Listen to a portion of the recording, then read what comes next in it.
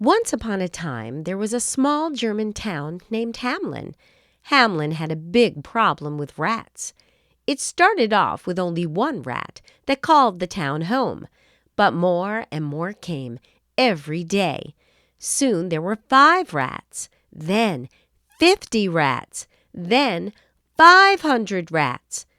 They were in every house and every shop, running through the streets and into people's bedrooms. It was a menace, and the problem needed to be solved. The mayor held a town meeting in the city hall to talk to his townsfolk and see what could be done about the rats. "We can use the cats," someone spoke up, but the mayor shook his head. "All of the cats have become too fat to hunt," he said.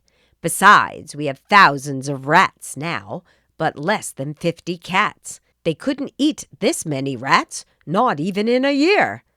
The door to the city hall opened, and in walked a tall man. He was very thin and wore a red and yellow striped outfit with a belled hat.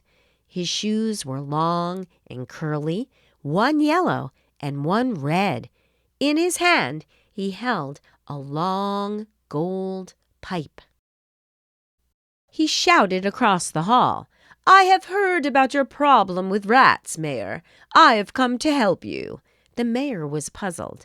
"How might you do that?" he asked. "I will show you, sir. But first you must promise that if I free you from your terrible troubles, I will be handsomely rewarded." Hamelin was a wealthy little town, but the mayor was miserly and didn't like to part with money. "All right, stranger," he said cautiously. "If you can rid us of the rats, we will pay you 1,000 pieces of gold." The piper agreed and led the town out into the main square.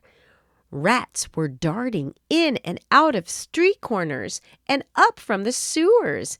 He put his pipe into his mouth and began to blow. The townsfolk couldn't hear a thing. They were very puzzled. Then the ground began to rumble and shake. Doors wobbled open and windows creaked.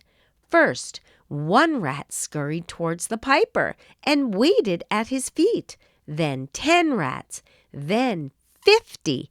Then the whole square was filled with them. The piper began to walk out of the square and towards the beach, with all the rats following him. They danced around behind him in little circles to the sound of music that only they could hear. Their tails wiggled and their paws were raised to the sky. Onwards the rats and the piper danced, over cobblestones onto the sand. The rats followed him right into the waves and were washed away into the sea.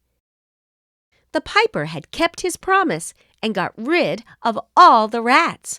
He returned to the city hall to accept his payment of 1,000 pieces of gold. "Well, it's wonderful that you got rid of the rats for us," said the mayor, "but it only took you half a day. Don't you think 1,000 pieces of gold is too much for half a day? I'll offer you 10 instead." The piper was furious. "Pay what you promised, Mayor, or this town will deeply regret it," he said. The mayor simply handed him 10 gold coins. The piper was so angry that his face was redder than his suit. Back in the square, he put his lips to his pipe again.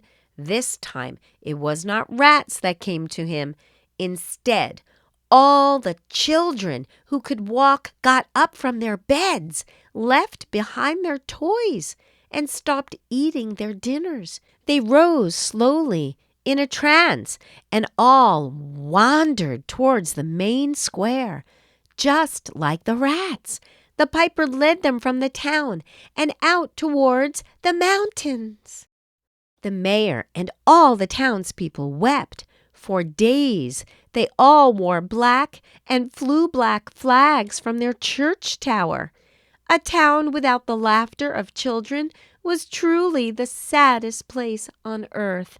The piper watched the town from the mountains and saw their sorrow. After some weeks, he returned to the mayor's office and said, "I see the pain your people are in. Would you reconsider your decision?" At once the mayor pulled 1,000 pieces of gold from his safe and shoved them into the piper's hands. "Anything!" he cried. "I will do anything to bring our children back." Finally satisfied with his fair payment, the piper blew soundlessly on his instrument again. From high in the mountains there came the sound of laughter and singing. The children were dancing back to the town.